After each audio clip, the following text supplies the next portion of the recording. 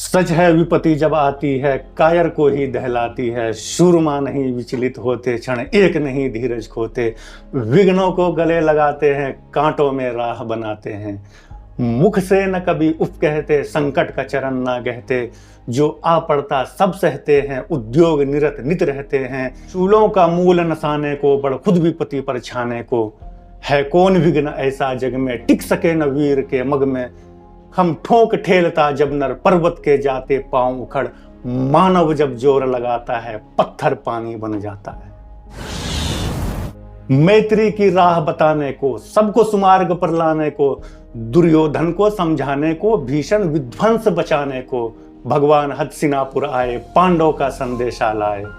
दो न्याय अगर तो आधा दो, पर इसमें भी यदि बाधा हो तो दे दो केवल 5 ग्राम। रखो धरती अपनी तमाम, हम वही खुशी से खाएंगे, परिजन पर असीम न उठाएंगे। पर दुर्योधन वह भी दे न सका, आशीष समाज की ले न सका। उल्टे हरि को बांधने चला, जो था असाध्य साधने चला। जब नाश मनुष्य पर छाता है, पहले विवेक मर जाता है। राष्ट्र कवि रामधारी सिंह दिनकर, जिनका आज पुण्यतिथि है, जिनका जन्म 23 सितंबर 1908 ईस्वी को बिहार जिला बेगूसराय के सिमरिया गांव में हुआ।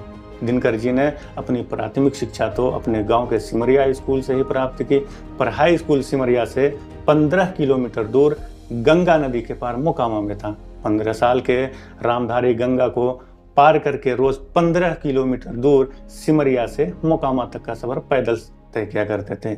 हाई स्कूल के बाद उन्होंने पटना डिग्री कॉलेज से इतिहास विषय में BA की डिग्री प्राप्त की। इतिहास के साथ साथ मैथिली, संस्कृत, बंगला, उर्दू और अंग्रेजी इत्यादि भाषाओं में भी उन्होंने ज्ञान अर्जित किया।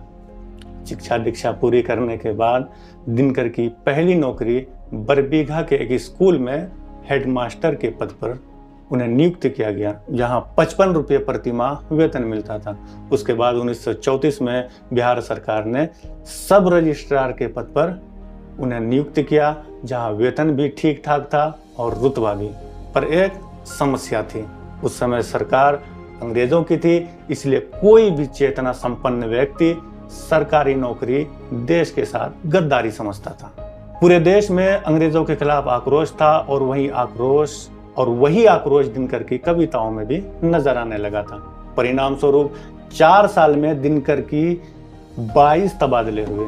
उस समय सेकेंड विश्व युद्ध भी प्रारंभ हो चुका था, इसलिए 1942 में दिनकर को युद्ध प्रचार विभाग में पब्लिसिटी ऑफिसर बना दिया गया। खैर, दिनकर की उपलब्धियों पर अगर बात की जाए तो घंटों बीत जाएंगे। दिनकर सत्ता के करीब रहकर भी सत्ता को हकीकत का आईना दिखाते थे। साहित्य में उनके योगदान के लिए रामधारी सिंह दिनकर को पद्म विभूषण पुरस्कार से भी नवाजा गया था। इसके साथ ही उन्होंने साहित्य अकादमी पुरस्कार और ज्ञानपीठ पुरस्कार से भी नवाजा गया था।